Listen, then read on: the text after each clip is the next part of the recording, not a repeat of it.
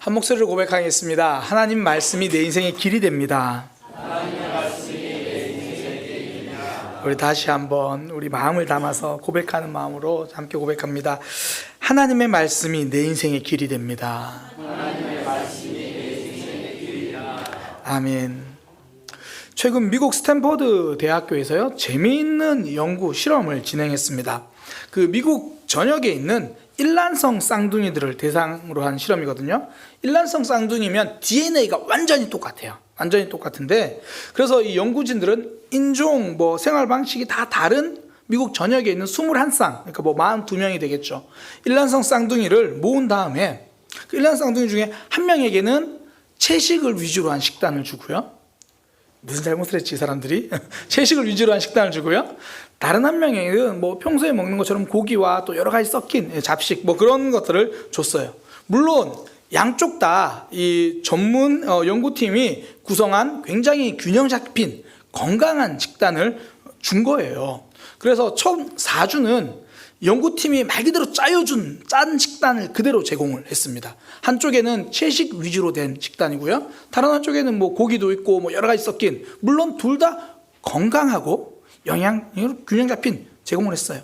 첫 4주는 그렇게 하고 나머지 4주는 똑같이 이제 한쪽에는 채식을 하는데 이번에는 추천해 주는 대로 본인들이 직접 요리를 해서 먹도록 그렇게 하고, 또 한쪽은 고기나 그런 걸로 본인이 직접 요리해서 먹도록. 그러니까 총 8주를 똑같은 DNA를 가진 사람이 한쪽에는 채식 위주로 하고 한쪽에는 고기와 잡식 이런 것들로 이제 건강하게 그렇게 균형 잡히게 먹었다는 거예요.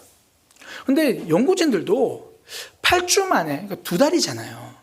2달 만에 어떤 큰 변화가 있겠나라는 생각을 했대요. 근데 결과는 완전히 달랐다는 겁니다. 채식 위주로 식단한 사람들은 근육은 좀 줄었대요. 채식이 이렇게 위험합니다. 근육은 좀 줄었는데 내장 지방이 엄청 빠졌대요. 이걸 어떻게 만든 건데? 이거 쉽지 않은데 단 8주 만에, 단 2달 만에 우리 몸에 무엇을 먹느냐 그것만 바꾸어도 몸이 달라진다는 거죠. 이 실험을 방송에 내보내면서 제목을 이렇게 붙였습니다. 음식이 나를 만든다. 그러니까 내가 먹은 것들이 결국 내 삶을 만든다는 거예요. 전 이것이 우리 신앙생활 모습과도 같다고 생각해요. 내가 들은 말씀이 내 믿음을 만듭니다. 내 신앙을 만들어요. 말씀을 먹는 사람, 말씀을 내 안에 채우는 사람이 신앙을 가지게 됩니다. 그러니까 말씀을 내 안에 받아들이는 사람, 그 사람이 성도죠. 교회에 가느냐 안 가느냐 이것 자체로는 예수님을 믿는지 안 믿는지 구분하기가 어렵잖아요. 그러면 어떻게 정말 저 사람이 예수님을 믿고 참된 신앙인가 어떻게 할 수 있는가? 오늘 데살로니가 전서에서는 그 기준이 말씀이다 그렇게 말해요. 그 4절에 보면 바울이 이렇게 말합니다. 하나님의 사랑하심을 받은 형제들아 너희를 택하심을 아노라. 바울이 데살로니가 성도들을 보니까 이 사람들은 하나님이 택하신 사람들이네. 이 사람들은 하나님을 믿는 사람들이네. 어떻게 그렇게 생각했냐면 5절에 이에, 그러니까 왜냐하면 원어 자체가 왜냐하면 호티 그 단어로 시작해요. 여러분들이 택하심을 받았는지 내가 어떻게 알았냐면 5절에 우리 복음이 너희에게 말로만 이른 것이 아니라 또한 능력과 성령과 큰 확신으로 된 것임이라. 어떻게 택하심을 받았는지 알았냐면 복음이 전해졌는데 말로만 받은 게 아니라 성령과 능력과 성령이니까 정확히 원하는 성령의 능력입니다. 성령의 능력으로 받고 확신으로 받았다는 거예요. 바울이 보니까 데살로니가 교회 성도들은 말씀이 그들 삶을 변화시키는 능력으로 그들이 받아들이기 시작했고 말씀이 그들의 삶이 흔들리지 않는 확신으로 다가왔다는 거예요. 한마디로 말하면 말씀이 그들의 삶을 흔들고 있는 게 보였다는 거예요. 그걸 보니까 이 사람들 하나님이 택하신 사람들이구나. 이 사람들 하나님의 백성이구나 알았다는 거죠. 뒤집으면요, 말씀이 내 삶에 영향을 주고 있지 못하다면 하나님을 믿는지 안 믿는지 구분하기 어렵다는 말일 수도 있다는 거죠. 음식도 8주를 먹으면 몸이 달라지는데 살아계신 하나님의 말씀이 우리 삶에 들어오면 삶에 영향을 줄 수밖에 없죠. 지난 금요일 새벽기도 이제 전사님이 말씀을 전하시는데, 전사님 새벽기도 말씀을 들어보니까요, 청년들이 이번에 부흥의 말씀을 듣고 삶의 새로운 결단을 했다는 이야기를 들었습니다. 전 아직 이제 우리 작년에 소그룹 리더들이랑 만나지 못했어요. 강사님 이렇게 모시고 하느라. 근데 이제 청년들 아마 그런 나눔들이 좀 있었나 봐요. 들어보니까 뭐 어떤 청년들은 새로운 결단을 하고, 또 어떤 청년들은 전사님도 깜짝 놀랄 만큼 새로운 시도를 했대요. 아, 저 청년들이 저럴 친구들이 아닌데 어떻게 말씀을 나눈다고? 뭐 그런 말씀이 내 안에 들어가니까 삶에 영향을 주기 시작한다는 거예요. 이것이 믿음입니다. 바울은 이것이 하나님을 믿는 증거다 그렇게 말해요. 그러니까 단순하게 야, 내가 지금 믿음 생활 잘하고 있나, 제대로 하고 있나 스스로 확인하는 방법, 지금 내 삶에 말씀이 능력이 되고 있는가, 내가 지금 말씀을 확신으로 정말 이렇게 사는 게 맞구나라고 확신으로 기준으로 붙들고 살고 있는가. 그렇게 말씀이 나를 흔들고 있다면 내가 좀 못 사는 것 같았는데 말씀이 나를 이렇게 흔들고 있는 거 보니까 내 믿음 그래도 숨은 붙어 있구나, 내가 살아있구나, 그렇게 생각하면 돼요. 그래서 교회 다닌다고 하면서 정말 안타까운 사람들이 말씀과 상관없이 살아가는 사람들, 말씀 없이 봉사하고 말씀 없이 열심히 사는 사람들이죠. 하나님의 말씀 호세아 4장 6절은 이렇게 말합니다. 내 백성이 지식이 없으므로 망한도다. 공부 못해서 망한다는 의미가 아니에요. 우리 자녀들한테 너무 그러지 마세요. 공부 못해도 돼요. 잘하면 좋지만 지식이 없어서 망한다, 공부가 말이 아니라 하나님의 말씀을 말하는 거예요. 하나님 말씀이 없으니까 망하더라. 그래서 그 4장 6절 뒤에 나오는 말이 뭐냐면, 너희가 내 하나님, 너희의 하나님의 율법을 잊었으니 나도 너희의 자녀들을 잊어버리겠다. 자녀들을 잃어버리겠다. 자녀들을 하나님께서 잊으시겠다. 그러니까 소망이 없는 삶을 이야기하잖아요. 중요한 것을 지키지 못하는 삶을 이야기합니다. 내 삶에 말씀이 없는 삶은 하나님과 관계가 없는 삶이다, 그런 삶이라고 이야기하는 거예요. 말씀이 우리 삶에 들어와야 새로운 역사가 일어납니다. 성경 처음 딱 펴면 창세기 1장이잖아요. 창세기 1장 2절을 보면 이렇게 말합니다. 땅이 혼돈하고 공허하여, 그러니까 질서도 없고 뒤죽박죽이고 꼬이고 정신없고 복잡하고 방황하는 그런 모습인데, 그때 하나님의 말씀이 들어가요. 빛이 있으라. 하나님의 말씀에 질서가 잡힙니다. 하나님의 말씀에 빛이 생기고 방향이 생기는 거예요. 데살로니가 지역 사람들도 그렇습니다. 바울을 통해서 말씀이 선포되니까 우상을 섬기던 이방인들이 하나님을 섬기는 믿음의 백성이 돼요. 그러니까 삶의 새로운 질서가 잡히기 시작하는 겁니다. 이게 성경 속에 있는 이야기만은 아닙니다. 우리의 삶도 그래요. 전 제 모습을 봐도 그래요. 이번 부흥회 때 말씀이 제 속에 들어오니까 제일 먼저 제 삶의 질서가 잡히더라고요. 우선순위가 세워지더라고요. 제가 이번에 이제 부흥회를 다 마치고 받은 은혜, 제가 다짐하고 결심하고 깨달은 걸 한 문장으로 제가 한번 요약해 봤어요. 한 문장으로 하니까 제 스스로는 이렇게 말하고 싶더라고요. 하나님 앞에 서겠습니다. 하나님 앞에 서겠습니다. 우리 사랑의 교회 담임 목사로서 어떻게 사역해야 하나, 앞으로 삶은 어떻게 해야 되나, 이런저런 고민과 질문, 답답한 거 이거 하나로 다 정리가 되더라고요. 하나님 앞에 서겠습니다. 부흥회 목사님 표현으로 말한다면 기도와 말씀, 그것 붙들겠습니다. 다른 거 보지 않고, 다른 거 고민하지 않고, 딱 하나님 앞에서 내가 지금 신앙생활 잘하고 있는가, 거기만 집중한다는 거예요. 목사님은 목사님이시니까 기도와 말씀만 보면 되지만 우린 직장생활 하는데 어떻게 해요? 제가 이 말이 하루 종일 기도만 하고 하루 종일 말씀만 보겠다는 게 아니라, 제가 하는 어떤 일이라도 하나님 앞에서 하겠다는 거예요. 그러니까 우리 여러분들 직장상으로 따진다면 내가 어떤 결정을 할 때 사람들 눈치를 보느냐, 상황에 붙들려고 하느냐, 그게 아니라 하나님은 어떻게 무엇을 원하시나. 우리 하나님을 믿잖아요. 역사하신 하나님을 기대하는 거죠. 다른 것이 아니라 하나님 앞에 서겠습니다.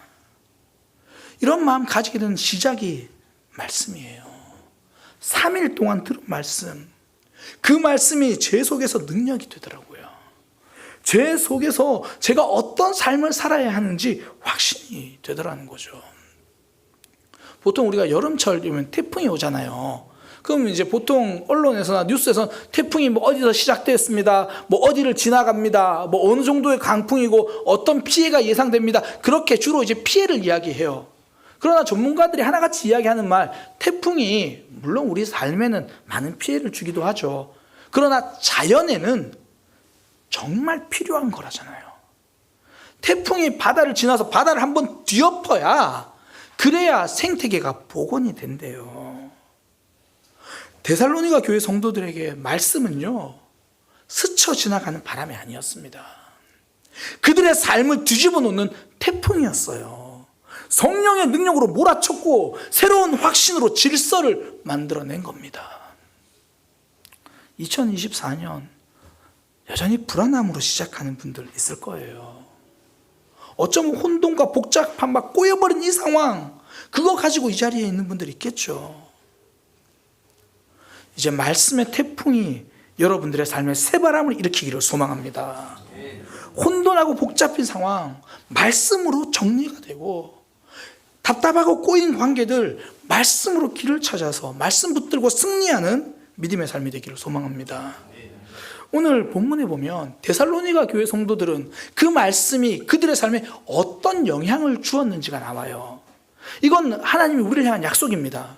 이 말씀이 너희의 삶에도 이런 영향을 줄 것이고 너희의 삶도 새로운 바람이 불게 할 것이다. 그걸 살펴보려는 거예요. 두 가지로 묶어서 좀 살펴볼 건데요. 먼저는 말씀이 우리 삶의 돌파력이 된다는 겁니다. 상황에 갇혀 있는 나를 돌파하게 만든다는 거예요. 6절에 보면 이렇게 말합니다. 또 너희는 많은 환난 가운데서 성령의 기쁨으로 말씀을 받아. 어울리지 않는 두 단어가 붙었어요. 많은 환난과 기쁨이래요. 이건 어울리지 않는 단어입니다. 지금 상황을 보면 많은 환난이에요. 이런저런 어려움이에요. 그런데 말씀이 들어가니까 기쁨으로 받더라는 거예요. 말씀 안에 있으니까 그 상황 가운데서도 마음 흔들리지 않는 힘이 있더라는 거예요. 상황에 좌절하지 않는 돌파력이죠. 우리나라 속담에 보면 그런 말 있잖아요. 호랑이에게 물려가도 정신만 차리면 산다. 현실은 어때요? 물리기 전에 일단 호랑이 앞에 서면 기절해서 죽죠. 아, 이거 어떻게 하나. 전 이걸 성도의 삶을 이렇게 말하고 싶어요. 호랑이 앞에서도, 호랑이 앞에 서게 되더라도 내가 말씀을 붙들면 좌절하지 않는다는 거예요. 성경에 다윗이 그런 사람이었잖아요. 다윗이 쓴 시편을 보면요, 기쁨과 감사 찬양도 많지만 힘들다, 죽겠다, 어렵다, 하나님 저 왜 이런가요? 그런 이야기 진짜 많아요. 하지만 다윗은 그 상황 속에서도 하나님을 부르잖아요. 그게 시편이죠. 하나님 저 너무 힘들어요. 그러나 전 하나님을 바라보겠습니다. 그리고 눈을 딱 떴더니 모든 문제가 다 해결되고 그러면 좋겠지만 그러지 않아도 다윗은 그 하나님을 바라보고 이겨낸 거죠. 우리 2024년 말씀으로 믿음으로 기도하고 열심히 더 눈을 딱 떠서 상황 다 해결되고 사람 다 바뀌고 그러면 좋겠지만 아닐 확률도 엄청 많습니다. 그런데 확실한 건 그 말씀이 내 안에 들어오면 그 말씀이 우리에게 그 상황을 이겨낼 수 있는 돌파력을 준다는 거예요. 성경 느헤미야가 그런 이야기예요. 느헤미야는요, 현실이 좌절되고 현실 너무 힘든 상황 가운데 어떻게 믿음으로 살았는가 그거 보여줘요. 이스라엘 백성들이 바벨론 포로로 살다가 예루살렘으로 믿음 가지고 와요. 믿음으로 살아보겠다고. 근데 그들이 도착한 예루살렘은요, 꿈과 희망의 도시가 아닙니다. 황폐하고 무너져 있고 가난하고 힘든 자리예요. 눈물뿐이에요. 나중에 성벽 짓는데요, 그 성벽을 한 50일 만에 완성했대요. 얼마나 초라할까요? 50일 만에 만들어진 성벽. 성전도 재건하는데 성전 짓고 나니까 사람들이 울었대요. 물론 감격도 있지만 이전 성전을 기억하면서 이 초라함이 대조되니까 감사함과 함께 또 한편 서글픔도 몰려오잖아요. 그런 상황이에요. 여전히 삶은 부족하고, 믿음으로 살아보려고 했는데, 그러고 왔는데 삶은 크게 달라지지 않고, 그때 이스라엘 백성들이요, 함께 수문 앞 광장이라는 곳에 모입니다. 모든 이스라엘 백성들이 수문 앞 광장에 모이고, 그때 에스라가 오늘날로 말하면 성경책을 딱 들고 서는 거예요. 그리고 새벽부터 오후까지 성경 말씀을 낭독합니다.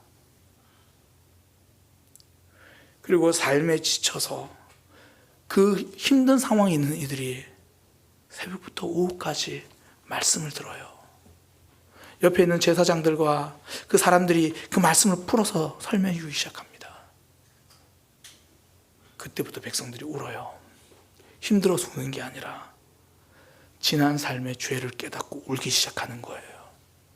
조상들의 그 죄를 생각하고 하나님 앞에 회개하고 우는 거예요. 말씀을 깊이 받아들였다는 거죠. 말씀이 살랑바람이 아니라 태풍이 되어서 그 이스라엘 백성들을 몰아치고 있는 거예요. 근데 거기서 끝나지 않고요, 잔치를 벌여요. 양을 잡고 소를 잡고 크게 마시고 크게 즐거웠대요. 여전히 성벽은 초라해요. 여전히 집은 무너질 것처럼 보여요. 그런데 새벽부터 오후까지 하나님의 말씀이 내 안에 들어오니까 그 상황 가운데 무너지지 않는 돌파력이 생기는 거예요. 하나님의 말씀이 우리 삶의 돌파력입니다. 시편 119편 50절, 이 말씀은 나의 고난 중에 위로라. 주의 말씀이 나를 살리셨기 때문이라. 주의 말씀이 나를 살리셨기 때문이라. 이 돌파력이 2024년 여러분들의 삶, 우리 모두의 삶에 새로운 은혜로 넘쳐나기를 축복합니다. 한 목사님이요, 목회를 하시다가 너무 좌절되고 힘든 일을 겪었다는 이야기를 해주시더라고요. 이 교회 안에 직분을 세우다 보면 때론 섭섭병을 드는 사람들이 있대요. 그러니까 이제 그것도 어떤 거냐면, 권사님의 남편이 어떤 그 권사님 마음엔 내 남편이 좀 직분도 세워져서 교회 안에서 좀 활동도 할 수 있고 그렇게 했으면 좋겠는데 그 직분이 안 세워진 거예요. 그러니까 그 전까지는 그 권사님이 목사님의 목회에 정말 열심으로 합력하다가 내 남편이 직분이 안 세워지니까 그때부터 이제 사사건건 반대하기 시작하는 거예요. 그러니까 그 목사님이 하시는 말씀이 힘든 건 둘째치고 회의감이 들더래요. 그동안 내가 10년 가까이 목회하면서 내가 뭐 했지? 와, 어떻게 아직도 저러고 있지? 그때 그 목사님이 선택한 건 새벽이랍니다. 새벽 4시에 예배실에 가서 말씀 보고 기도하기 시작한 거예요. 새벽 기도 시간이 5시 30분인데 그보다 1시간 반이나 일찍 일어나서 하나님 앞에 집중하기 시작한 거죠. 그러면서 힘을 얻고, 그러면서 다시 회복하고, 상황은 달라지지 않아요. 이번 주에 만나서 저한테 이야기하는데 아직도 그 권사님 이야기 하시더라고요. 사실 그분 9월 달부터 어느 순간에 저랑 이야기하면 계속 표정이 어두워지셨거든요. 그런데 상황은 똑같고요, 사람은 똑같아요. 근데 새벽에 말씀과 기도로 서니까 내 안에 돌파하는 힘이 생겨요. 말씀이 돌파력입니다. 저도 목회하면서 많은 지체들을 만나보면 그래요. 주일에 말씀 듣고 결국 그 힘으로 일어서잖아요. 하나님 내게 주신 말씀으로 결국 상황을 견뎌내잖아요. 힘들지만 말씀으로 위로받고, 아프지만 힘이 생기고, 말씀이 주는 돌파력이죠. 2024년 하나님의 말씀 붙들고 상황을 돌파해내는 믿음의 삶이 되기를 소망합니다. 이건 하나님이 우리를 향한 약속입니다. 두 번째, 데살로니가 교회 성도들은 말씀을 통해서 그 삶이 어떤 말씀이 영향력이 주었나, 어떤 바람이 불었나, 삶의 제자리를 찾기 시작했습니다. 길을 발견했다는 거예요. 먼저 7절, 8절 내용은 뭐 그런 거예요. 데살로니가 교회 성도들이 믿음 생활 잘한다는 소문이 났대요. 뭐 아가야와 뭐 마게도냐라고 말하는데 지금의 그리스 지역이에요. 그러니까 데살로니가라고 말하면 하나의 도시 이름이고 아가야, 마게도냐는 그 도시를 포함한 지역이에요. 뭐 이렇게 말하면 좋을 것 같아요. 뭐 좀 작게 말하는 거지만 장안동, 이 장안동 동대문구 안에 들어있는 거잖아요. 그런 식으로 이 장안동에 있던 우리 사랑의 교회가 동대문구에 소문이 난 거예요. 믿음 생활 잘한다고. 다시 할게요. 장안동에 있는 교회가 동대문구에 소문이 난 거예요. 믿음 생활 잘한다고. 믿음의 본이 된다고. 그렇게 막 소문이 나기 시작했대요. 사도 바울이 내가 진짜 할 말이 없어요. 이게 너무 잘했고 내가 따로 특별히 말 안 해도 되겠다. 뭐 그런 거예요. 근데 그 소문난 내용이 뭔지 구체적으로 말해주는 게 9절하고 10절인데 너희가 어떻게 우상을 버리고 하나님께로 돌아와서 하나님을 믿게 됐는지. 그 10절에 보면 그의 아들, 결국 예수님께서 하늘에서 강림하실, 그러니까 그 예수님의 재림을 소망 가지고 어떻게 기다리는지 그 이야기를 해요. 그 전까지는 우상을 섬겼어요. 근데 말씀을 듣고 나니까 하나님을 섬기기 시작해요. 내 삶이 제자리를 찾아가는 거죠. 내 인생의 길을 발견하는 거예요. 말씀은요, 우리가 어떤 길을 가야 하는지 길을 알려줍니다. 예전에 저희가 사도행전 말씀을 나누었거든요. 네, 사도행전 말씀을 다 한번 나누었어요. 그때 이제 어떤 분이 주일 말씀을 듣고 이 본인이 아는 친구에게 그 말씀을 전달했대요. 우리 교회 유튜브를 보면 주일 설교를 다시 들을 수 있습니다. 그래서 전달을 해줬대요. 본인도 열심히 듣지. 전달을 해줬대요. 전달해 주니까 이제 그 내용이 그거예요. 그 친구가 이제 가족끼리 한참 갈등이 있어서 아파하니까 이 말씀이 이 친구에게 답이 될 수 있겠다고 보내줬대요. 그렇게 딱 카톡으로 말씀을 받으면 받은 사람들 어떻게 반응하죠? 안 들어요. 또 이 친구가 내가 지금 그런 문제를 고민하는 줄 알고 또 그런 말씀 보냈구만. 그러고 안 듣는다고요. 사람이 참 신기하죠. 그게 답인 걸 알면 안 들어요. 그러다가 좀 시간이 지나고 그냥 클릭해서 들었대요. 그러니까 내가 이렇게 있으면 안 되겠구나. 가족들에게 내가 다가가야겠구나. 내가 품어야겠구나. 그전에는 섭섭한 자리가 내 자리인 줄 알았는데 다가가는 자리가 내 자리라는 걸 깨달은 거예요. 상황은 달라지지 않아요. 근데 말씀을 통해 내 길을 발견하는 거예요. 내가 가야 할 자리가 어딘지를 깨닫는 거죠. 하나님께서 우리에게 말씀을 주시는 건 우리가 있어야 할 자리를 알려주시는 거고 길을 알려주는 거죠. 제가 이번 학생청년 연합수련회에서 기도할 때요, 그런 마음이 있어요. 하나님, 우리 학생들이, 우리 청년들이 이번 수련회 말씀을 통해서 길을 발견하게 하소서. 내가 무엇을 위해 살아야 하는지, 내가 어떻게 살아야 하는지, 길을 잃어버린 시대에 말씀을 통해 삶의 길을 발견하게 하여 주옵소서. 김중식이라는 시인이 쓴 시 중에 식당에 딸린 방 한 칸이라는 시가 있어요. 그냥 뭐 자신의 어려웠던 삶을 쭉 이야기하면서 그냥 쭉 그걸 나열하듯이 시인데, 그 시 내용을 떠나서 저는 한 문장이 너무 제 마음에 와닿았어요. 그 문장이 뭐냐면, 큰 길이 뚫려 있어도 사방이 막다른 골목이다. 큰 길이 뚫려 있어도 사방이 막다른 골목이다. 정말 오늘날 사람들의 삶을 너무 잘 표현한 것 같아요. 요즘 시대가 힘든 이유가요, 길이 없어서가 아니에요. 길이 너무 많아서예요. 사공이 많으면 배가 산으로 간다고 말하는데 딱 그 모습입니다. 인스타만 켜도 다 저렇게 살아야 할 것 같고, 다 이렇게 살아야 할 것 같고, 남들 저거 먹으니까 나도 먹어봐야 할 것 같고, 남들이 저기 가니까 나도 저기 가봐야 할 것 같고, 이런저런 삶 다 옆에서 이야기해요. 길이 너무 많아서 길을 잃어버린 시대죠. 그래서 저는 이번 학생청년 수련을 통해서 우리 자녀들이 예수님만이 진짜 길이고 믿음이 삶의 유일한 길이라는 것을 발견하게 되기를 소망합니다. 들어보니까 이번에 고3 아이들 2명이 간대요. 아니 무슨 이제 고3 올려가는데 공부나 하지 왜 그래 어리석은 선택을 해요? 그 3일 동안 말씀이 그 인생에 심겨지면요, 그 3일 동안 그 작은 말씀 하나가 그에게 정말 작지만 남아있게 된다면 그 인생이 달라지는 거예요. 길을 보고 달려가는 거예요. 어떻게 살아야 할지, 무엇으로 살아야 할지, 그 막막함 속에서 말씀은 결국 내가 있어야 할 자리를 알려줍니다. 데살로니가 교회 성도들의 삶이 그래요. 데살로니가 지역은 지금의 그리스 지역이에요. 우리가 그리스 그러면 가장 많이 생각나는 게 신화잖아요. 그러니까 제우스부터 시작해서 뭔 신이 그렇게 많은지 신들 이름도 다 못 외우겠어요. 그렇게 살아가던 그들이 이제 그 우상을 버리고 하나님 한 분만 섬긴다는 거예요. 그전에는 제우스 신전 앞이 내 자리고 그전에는 아테네 신전 앞이 내 자리였는데 이제 하나님 앞이 내 자리라는 것을 깨닫고 길을 발견한 거죠. 말씀이 우리에게 들어오면 내가 있어야 할 자리, 내가 걸어야 할 길을 발견하는 겁니다.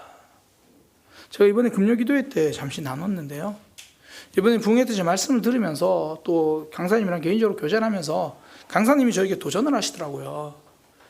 박 목사님 기도하세요.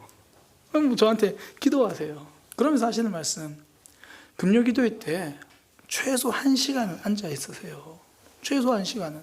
사실 우리가 금요기도 10시부터 개인 기도를 시작해요. 근데 저는 거의 한 10시 반까지 있다가 일어났거든요. 목사님 하시는 말씀, 졸아도 좋으니까 1시간은 앉아 있으세요. 저 그래서 금요기도회 때 그 얘기를 함께 나눴어요.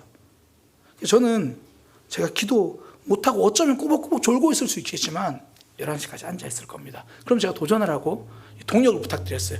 혹시 저랑 같이 11시까지 앉아 있을 분들은 함께 기도합시다. 그리고 저한테 그 카톡으로 연락을 주세요. 목사님 그 말씀 듣고 전 목사님이 좋나 안 좋나 그거 11시까지 감시하기 위해서라도 앉아 있겠습니다. 그러니까 기도하겠습니다.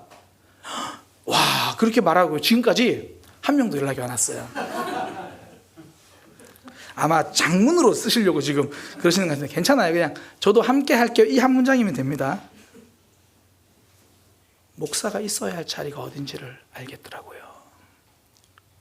제가 어느 자리에서 씨름해야 하는지를 알겠더라고요. 말씀은요, 우리의 자리를 알려줍니다. 우리가 어떻게 걸어가야 하는지를 알려주는 거예요. 우리가 최근에 자주 고백하는 찬양 중에 하나님의 부르심이라는 찬양이 있잖아요. 그 가사가 이렇게 돼요. 하나님의 부르심에는 후회하심이 없네. 내가 이 자리에 선 것도 주의 부르심이다. 내가 있어야 할 자리를 하나님이 말씀해 주신다는 거예요. 결국 하나님께서 원하시는 자리 가는 거죠. 그러면서 마지막에 이렇게 됩니다. 가장 좋은 길로, 가장 완전한 길로 오늘도 나를 이끄심을 믿네. 그러니까 우리가 그 자리로 가는 거죠. 제가 중간에 창세기 말씀드렸잖아요. 혼돈과 공허 속에 말씀이 들어와야 질서가 잡힙니다. 전 2023년 우리 모두에게 말씀이 태풍처럼 몰아쳐서 우리의 삶 새로워지는 역사가 있기를 소망합니다. 내 상황을 뚫어내는 돌파력은 말씀이에요. 내가 어느 자리에 서고 어떤 길로 가야 하는지 알려주는 건 말씀입니다. 그 말씀을 가지고 2024년 아니 우리 인생 하나님 앞에서 새롭게 살아가는 저와 여러분이 되기를 소망합니다.